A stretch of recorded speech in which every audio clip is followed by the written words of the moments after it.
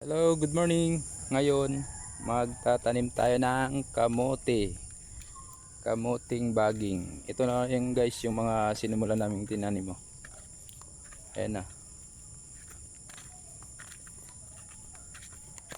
Yan naman yung punla natin. Ako naman doon ako magsisimula sa dulo. Sasulubungin ko sa tropa ko kasi yan. Kasama ko dito.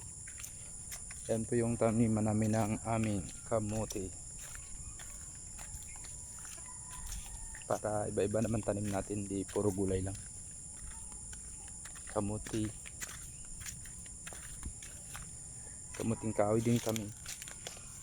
Ito, kamuting baging. Guys, ito ako yan yung punla ko. Kung magtatanim dito ako magsisimula papunta doon sa kanya. Yan lang guys, thank you.